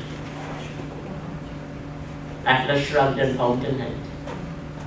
I mean, midday meal schemes are a big critique because right now the midday schemes meals is that they have to cook hot food and serve. But then these biscuit companies came in and they said, we'll supply biscuits instead of hot food.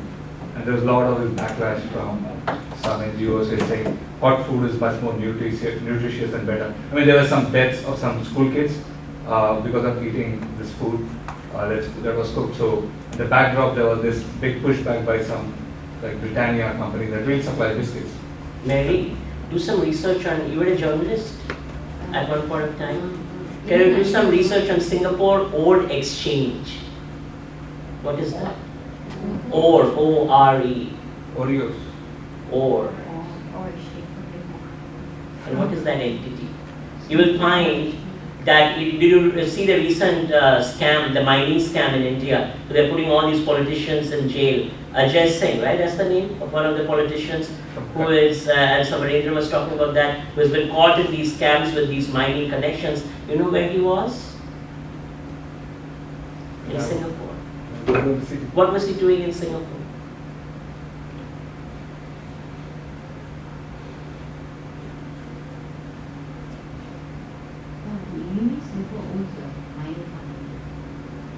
You should check.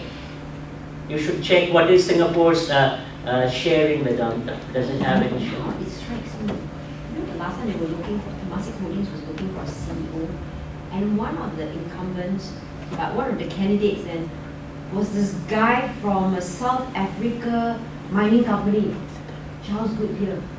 So like everybody was like wondering like, how come Temasek Holdings they got mining in South Africa? I think they think more in many instances. You always think like Temasek Holdings is like SMRT, right? What's that going to do? What has that got to do, right? That is the question. So if sort of you see this kind of a worldview, what is our role as academics, as scholars? I think that's an important question. Make money. Make money. Reimagine new worlds. Reimagine new worlds. But if you have Vedanta, Vedanta University, how? You cannot. Vedanta University. What if they fund a university, then there's nothing to do about? No, Vedanta has, I think, way too many issues to hide up with universities and stuff. Lots of human rights violations and stuff happening. So, I mean, that's basic human rights issues. Having said that, in the initial Vedanta report, how did Vedanta come into India? They did landscape assessment and they do this cost benefit and risk analysis. Guess who were carrying those out? Professors from the Indian Institutes of Technology, professors of mining and metallurgy. And then there were other professors who were being paid by Vedanta, and who you later realize if you dig deeper that were in some way or other in some Vedanta NGO board or the other, that were writing reports about how Vedanta is a green company that's going to do for the community, it's going to generate employment. So I think there's also a powerful question about what role does academia play, what role do academics play. Some colleague was telling me that they received $2 million to do a PPP project in Zimbabwe. I'm like, okay, what are you doing exactly? And so when I asked him what is it that they're doing, and they wouldn't tell me in depth what is it exactly that they were doing. So part of these kinds of partnerships, CSR activities, is on one hand you have the language of transparency, right? On the other hand, you really don't know where money flows, where capital flows, what is the nature of capital, how does capital manifest itself? In short, we are doomed to be poor unless we be part of academic PB.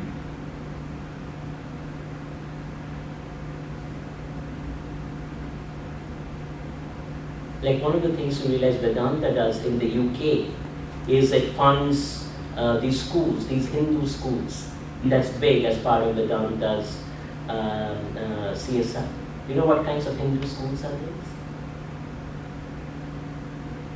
These are right-wing RSS, BJP linked Hindu schools. So if you think about that money trail, in terms of what is the money trail between these kinds of corporates and some of the fascist, right? In the context of India, the fascist right wing.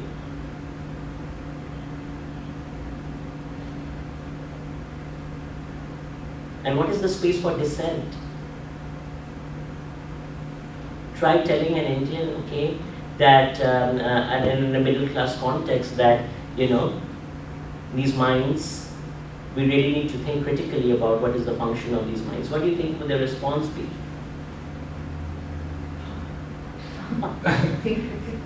Like, where are the resources going to come from? How is the country going to develop? How is it going to build its GDP? So Arundhati Roy, as she puts it, in India, it has imagined a new kind of colonialism. In this colonialism, it is the Indian middle class versus the indigenous people, and the indigenous people are occupying the energy resources and the mineral wealth that the middle class think that they should rightly have. So they are okay, that's why, for deploying large-scale state violence on the indigenous people and frame it as a Maoist resistance. Like Samarendra will say, right, how his work has been framed as a Maoist resistance, while it's a non-violent Gandhian resistance.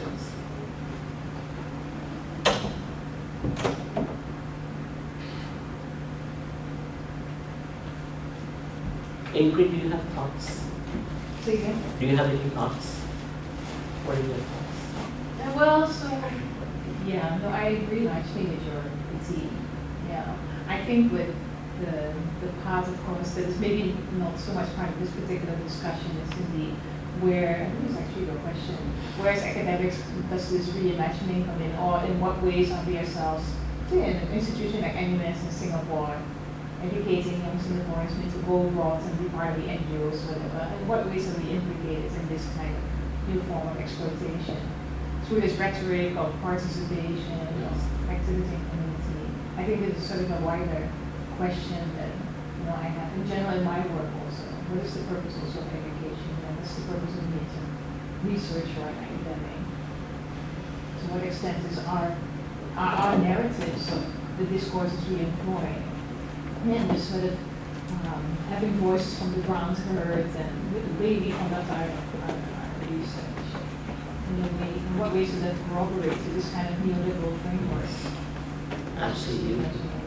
I think this is it becomes a very tricky question, not so much in terms of the critique of this type of company, which I totally agree with, this kind of critique, but it becomes an issue, I think, when you start speaking about forces of resistance and start trying to depict resistance and start maybe falling yourself in the trap of congratulating yourself with having found the sources of resistance.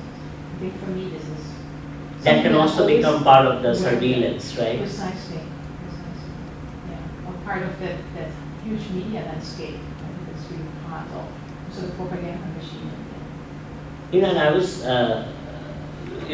when talking to activists or collaborating with them, I think it becomes important, and this is, my humble thought, that perhaps it becomes important to outline what your agendas are, and are they transformative or not?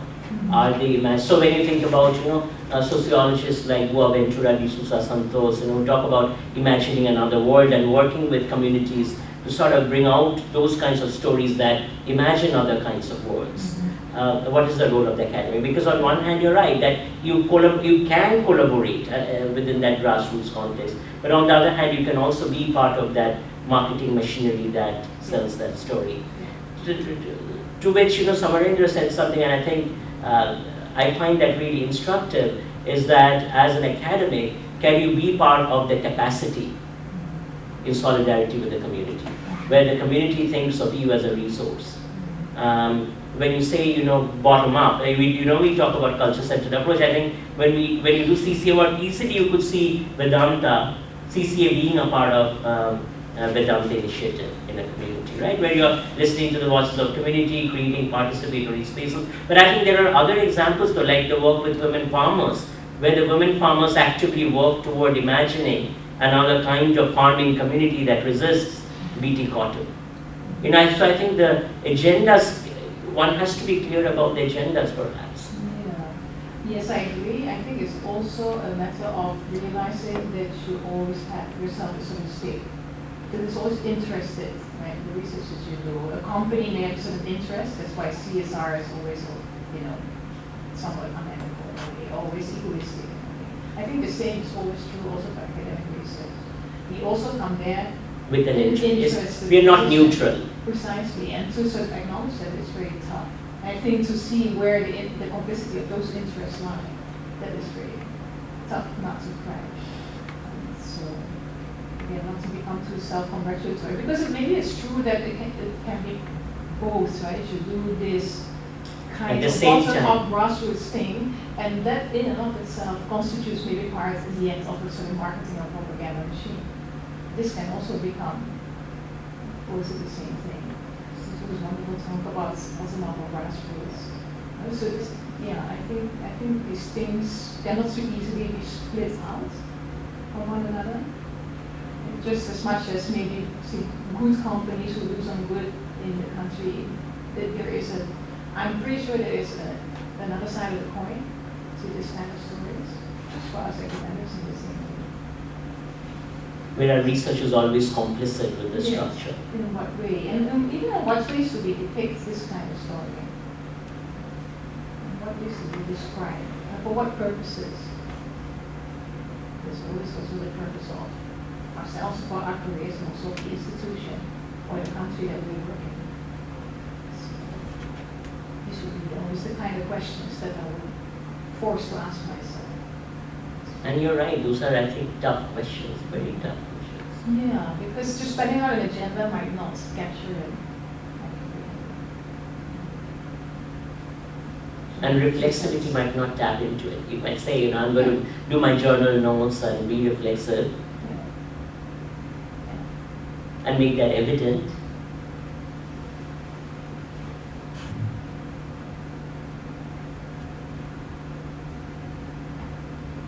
And I also think, I'm not sure to what extent as an academic I'm aware when I'm working in the community, to what extent, so I can try to enlist what my privileges are. But I'm not sure to what extent I'm aware of my own complicities.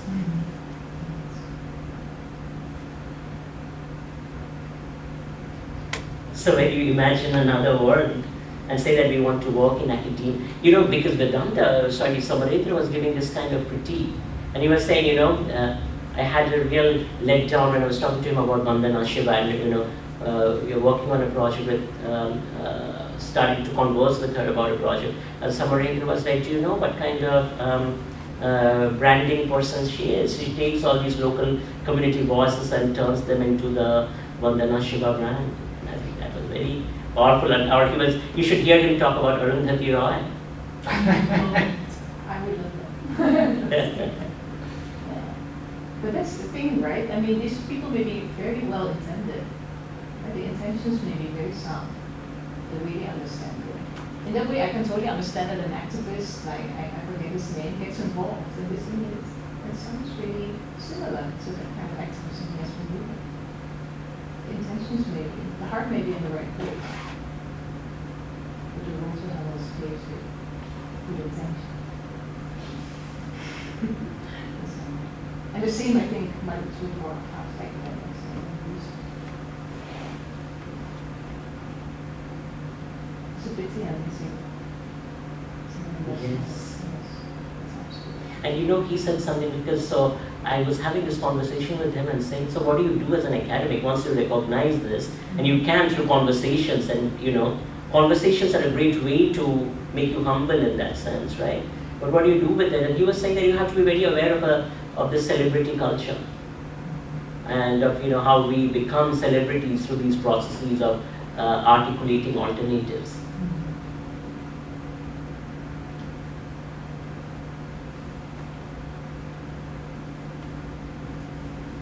Manuel Castells, Giddens, Zizek. He gave a very interesting read on Zizek, for instance. He was showing how Zizek talks about the Niyamgiri movement but he hasn't traveled to Niyamgiri. He has really no understanding of the context, but he talks about it as sort of an example of an insurgent global left. And in the process, Zizek takes the Niyamgiri movement and refers to it as a Maoist movement. The same thing that the dominant structure would do. He says, I'm very skeptical, that Zizek supposedly wanted to meet him, and he said, I don't want to meet him.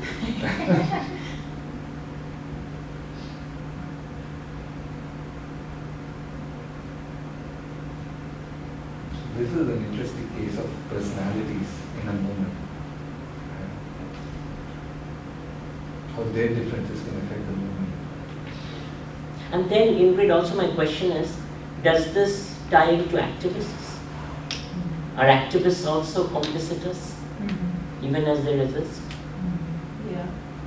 It would really depend on the issue you're talking about, the situation, and the way you think about the situation. I mean, you're talking about NGOs, right?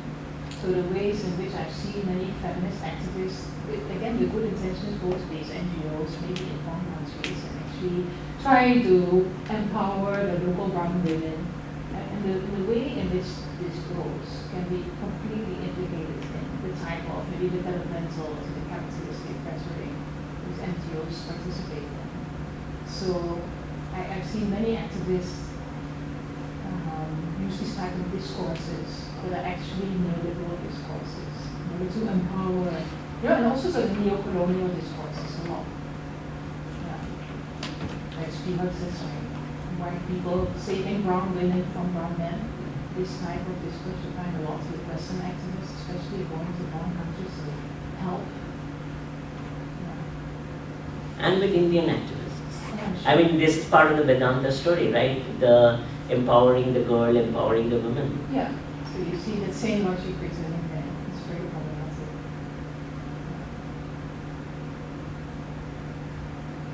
Mary, what are your thoughts?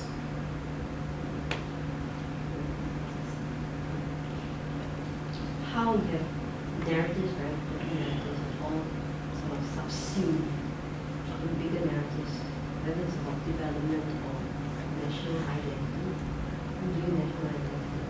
So everything all adds up. In Singapore, national education, we also have, the government also gives money and funds to use to do films. So all, it's called animation, right, using social media to promote nation building. It's something like, I just thought, yeah. And then it's supposed to be from ground up. It's just like we just celebrated our National Day. They have all the stories, 49 stories from the people. Maybe it's all, I must maybe read closer into the stories and see that maybe everything is subsumed. Or is it fair? And then again, that's also the question of art, right? So if you do radical art and you take money from a cinema, and you take money from, what is the film board here? MDA. MDA, right? Right. And if they are your sponsors for the film that you make, what does it mean?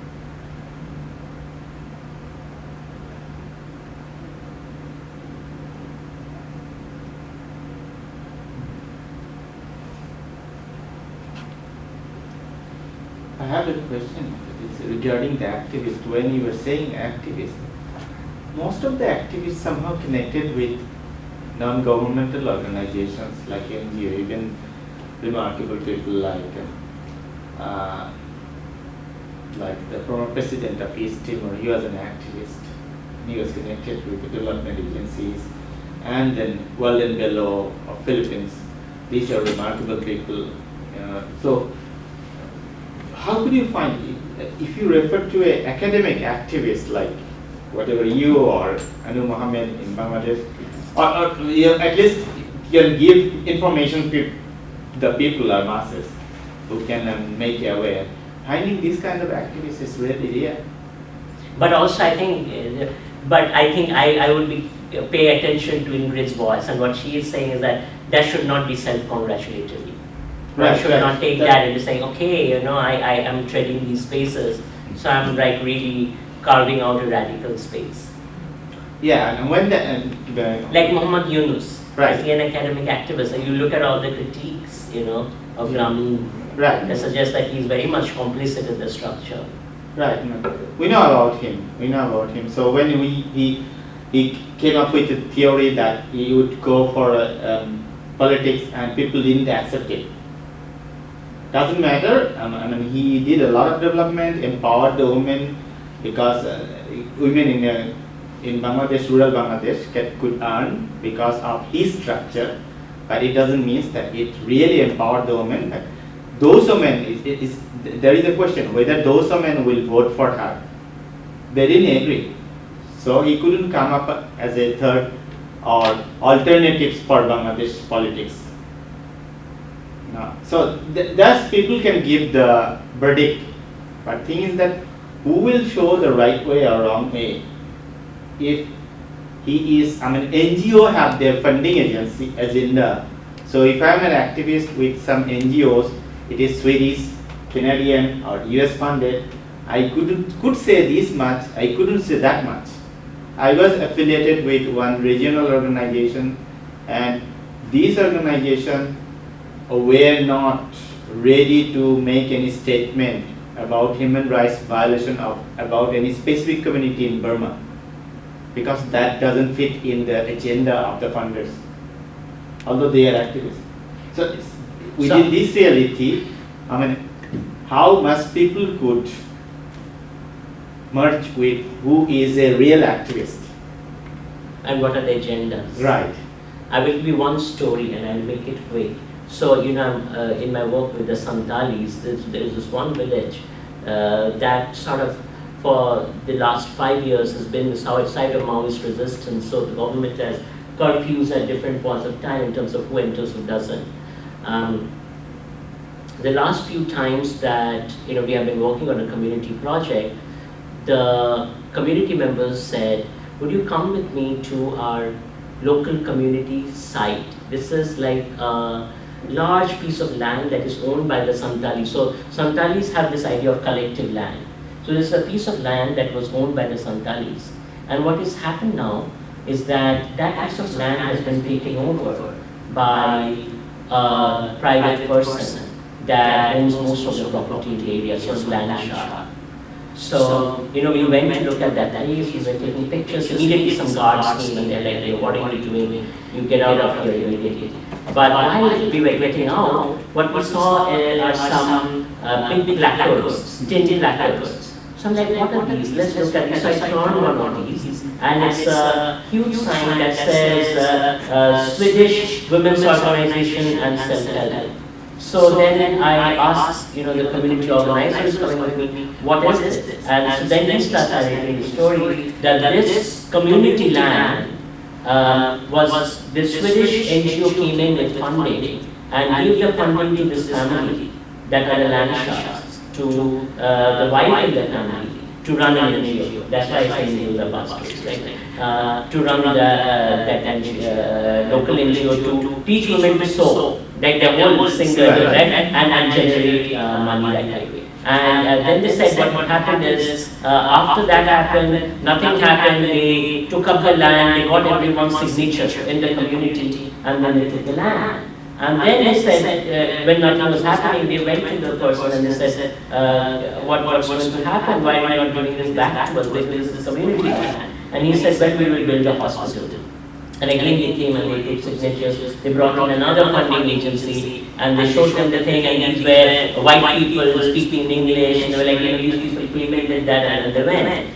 And then it's been 5 years now and there is no hospital. So they're like, can we get this land back and how do we get it? So one of the things I thought I will do is I will do research on who this NGO is and what is their funding, and to see if the name of the local NGO comes up in the name of in the list, funding list of the Swedish NGO, and I did indeed find that. So then I wrote to them saying that, are you aware that, you know, you were going to build this and this was on community land, and this land now no longer belongs to the community. What is your response to it?